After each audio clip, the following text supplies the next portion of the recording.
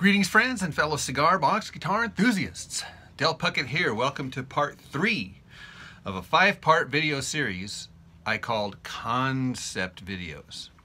In this video I'm going to talk about 3 concepts. And the first concept I'm going to talk about tuning. What a concept. One of the questions I get asked over and over and over and over again is, what gauge of strings do you use and what's your tuning? To which I reply, yes. Yes. So, I get these strings here from cbgiddy.com, and this is they're called Blues Blasters. I don't know if you can read that up close. Blues Blasters. These are the gauges, and this is for my typical EBE tuning. They recommend GDG tuning, so you can go anywhere from EBE all the way up to GDG or even beyond. I did make a video called Give Me a Break, and in that video I actually tuned the strings as high as I could go to see what notes these strings would break out. So these are the blues breaker strings that I use for my low EBE tuning, and I'm a real fan of those here. And I also have these strings here, which are a little bit lighter gauge. They're supposed to be for open D tuning, D, F sharp, A. And these strings are the 26 wound, 18 wound, and 13 plain steel. And I like these for open C tuning. So C is lower than D, and I can do the 151 tuning. So I use that a lot of times for that. Here's another open D tuning pack of strings here, and these are the actual these are actually different gauge here. This is 30 wound, 22 wound, and 14 plain steel. Same tuning, different gauge. I got banjo strings. I have rock and roll strings. Slinky cobalts. I have no idea what these are, but I'm sure I'll use them for something someday. I have a bunch of just single packs. So when people ask me what strings do I use and what tuning do I use, I love saying yes. Yes. So I just finished up this Padron, heavily distressed, sanded, stained, and sanded again with both blue and black. But I'm ready to put the strings on. I've got the hinge on the bottom here and the saddle. Everything's all ready to go. So I've opted for the heavy strings, the 44, 34, and 26 wound, and I'm going to tune, you guessed it, EBE, and that's just to start with, and then we're gonna go for a ride.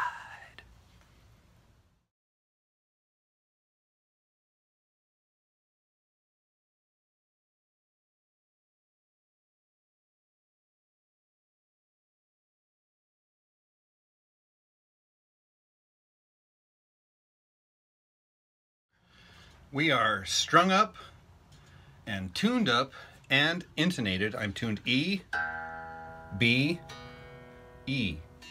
Or I should say E, B, E.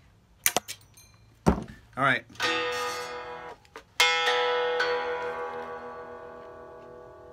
So these strings are stretching. I want to show you something scary.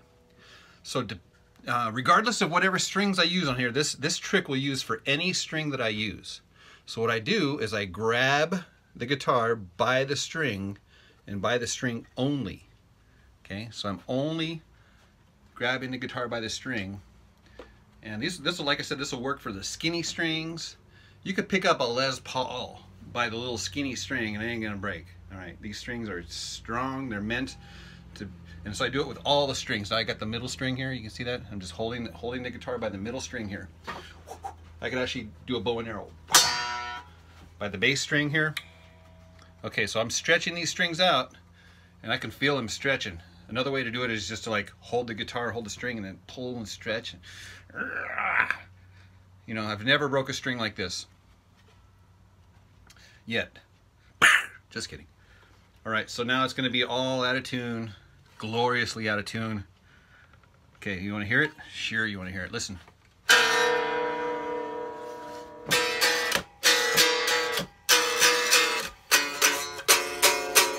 All right, so we are going to talk about tuning. Remember, that's the concept, tuning. So now we're out of tune.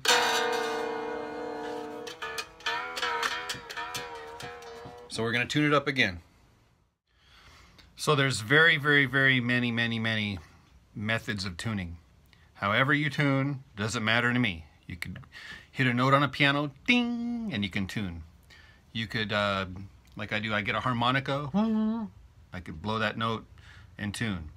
I hit another one of these guitars that I know is in tune, hit that string and match my string to that. Let's see here. However you want to tune, there's apps, plenty of apps for your smartphone, and that's what I use. The majority of the time I use a smartphone app. But anyhow, so I have also, for the sake of this video demonstration, I have this tuner here, which is it's got a needle that tells me when it's in tune, and it also gives you a sound. So I'm going to do the sound, and so that would be, here's E. So this note is E.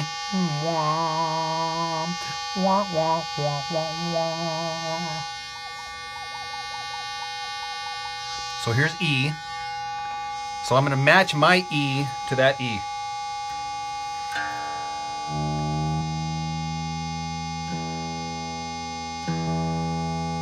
Can you hear it?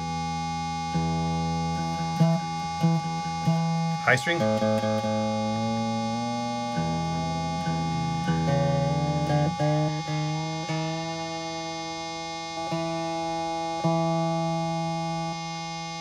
You might have to do this a few times, especially if your strings are stretching.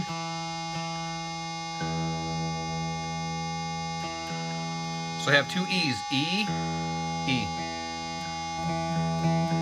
The middle string, still whacked. So I'm going to tune the middle string. Let me shut this off. Shut up! Okay, so here's how we tune the middle string.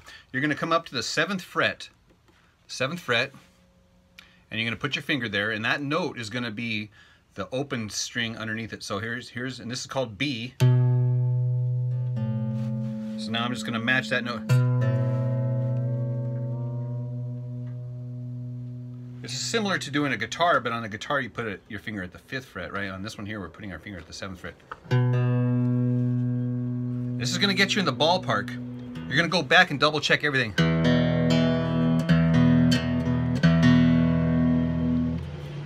Incoming!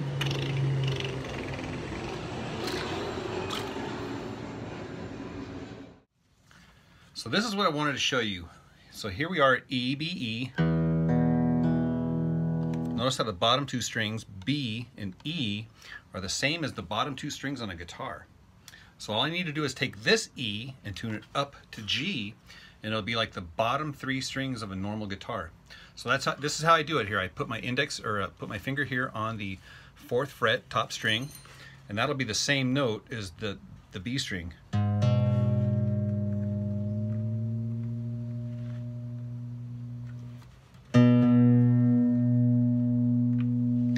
So now you have these typical bar chords that you would have on a normal guitar. That would be A, B, C, and of course all your patterns, like your E minor pentatonic.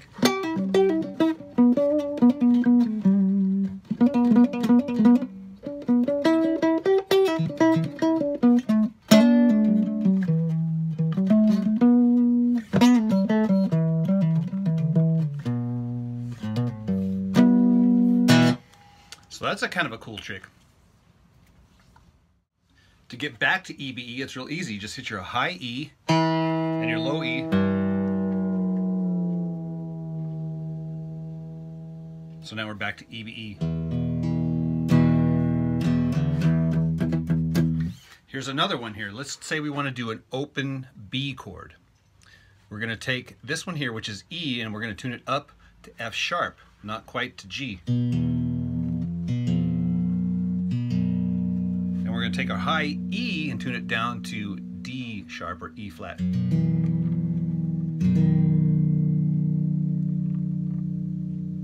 Hear that chord? Beautiful chord.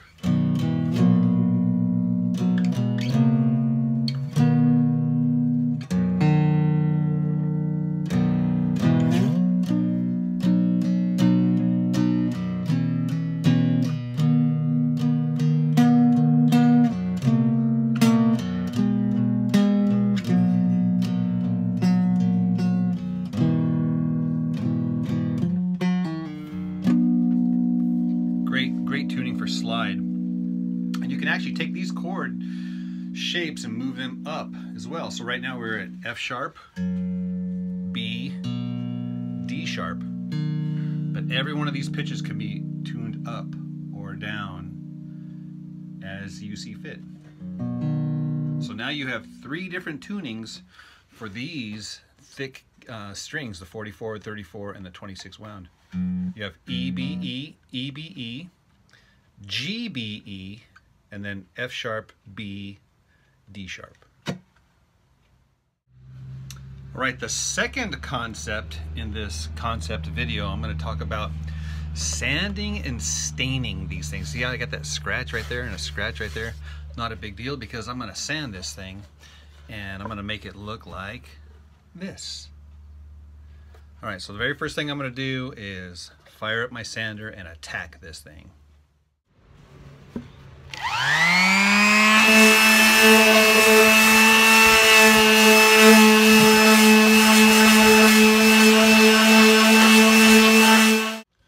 So notice here that I have multi-colors here.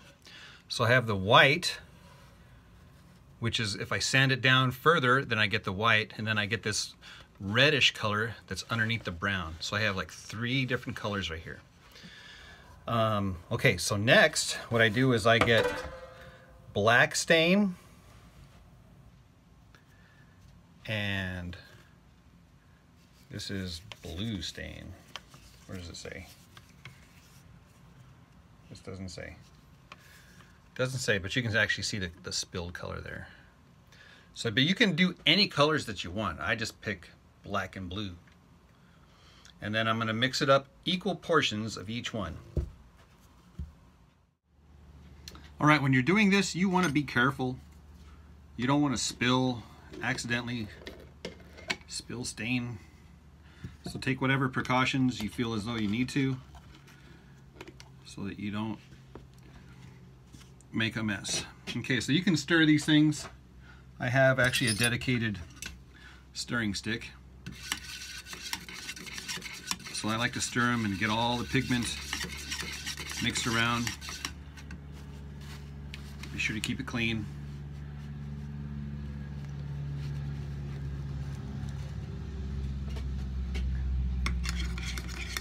A little bit of black, a little bit of blue. And then what I'll do is I'll just get like a throwaway disposable cup. And then I'm going to start transferring, and I just do a little bit. I don't do a whole bunch. I like to get a Q-tip and take my Q-tip and dip it in.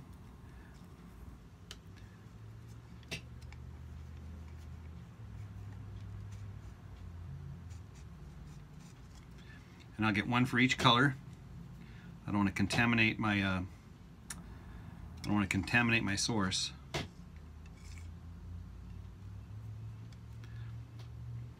Now, the thing with the black is that the black is like really strong. So if you want it to be more blue, you're going to have to actually, I said equal parts. You're probably going to have to go with maybe 25-75. Because like I said, that black is like really strong. So I'm going to go 75% of the blue and 25% of the black. Okay, All right, mix it all up. Now I like to use gloves because I do not enjoy having to wash my hands. See, look at it already. I'm starting to get it everywhere. So I'm going to put some gloves on real quick. Hang on. And just like that, we have gloves. All right, so here we go. However you want to put your stain on. Yep, see that black is powerful.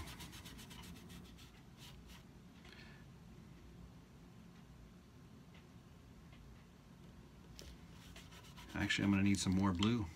All right, so that 70% was not good enough. So I'm going to give just some blue.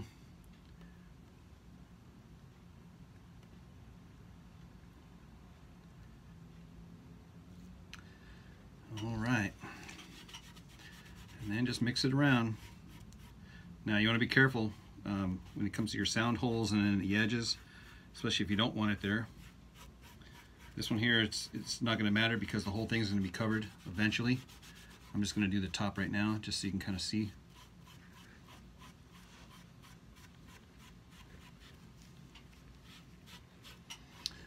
So you have 2 tones of stain, and it's kind of good to kind of let them swirl. I don't mix them up entirely. I kind of let some areas be black and some areas be blue predominantly. Okay. Now, the longer you let it set, the more it's going to like penetrate into the grains of the wood, and obviously the darker it'll be.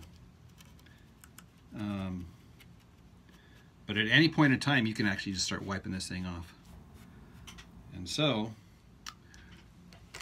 for the sake of this video, I am going to wipe it off immediately. Now, like I said, you can experiment around with this. You can let it dry and then steel wool it. You can do whatever you want to. But like I said, I'm just going to wipe some of it off, and you can actually see where, oh my gosh, look at that. Right off the bat, you can see that some layers of the wood take the stain, and some layers of the wood resist the stain.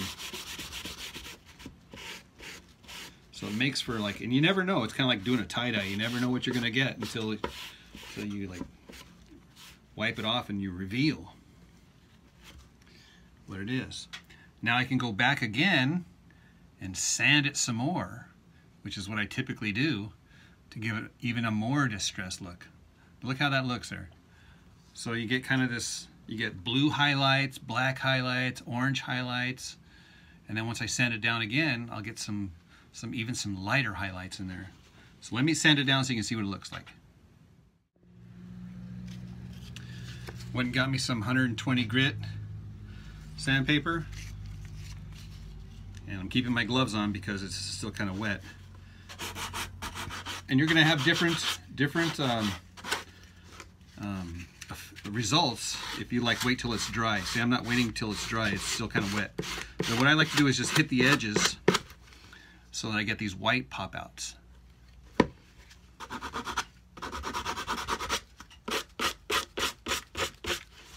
So I'm really just hitting the edges. Oh yeah, I want to get around the sound holes too. Oh my gosh, that is awesome. Yeah, so don't be afraid to try stuff. You know, you're never gonna like know until you try stuff. And it's a lot of times it's the experimenting process that you learn tricks and things that like, oh my gosh, you're like, oh my god, that looks awesome. Now, so here I am at a dilemma. I like the way this blue penetrates there. And I don't know if I want to like sand it. Okay, I'm gonna go for it.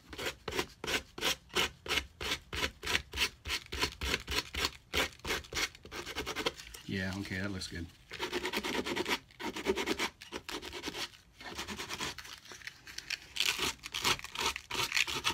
Wow. What a transformation. That's incredible. Absolutely.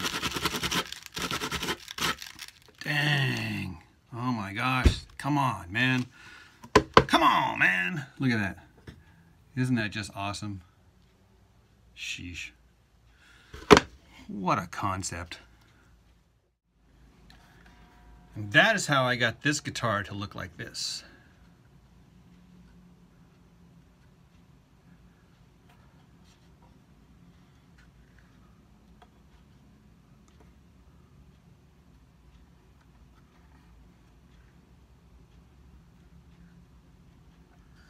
Nice blue knob there to highlight the blue.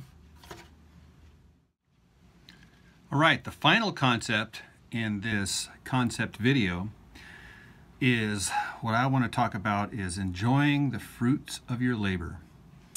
So not only are we going to build and work hard, but we are also going to play hard. This is what I mean. Get her all tuned up.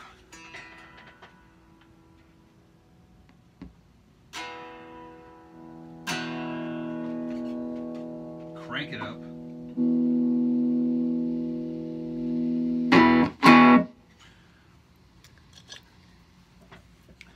And have some fun.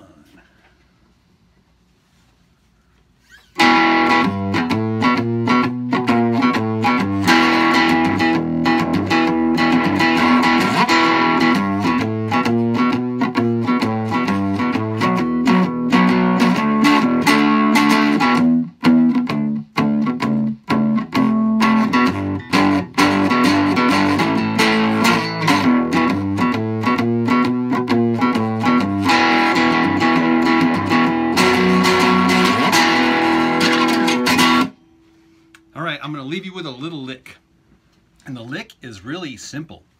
It is actually just sliding up and then sliding down and then sliding up again. So you're going to slide up on the high string, slide down on that one, and then slide up. All right, so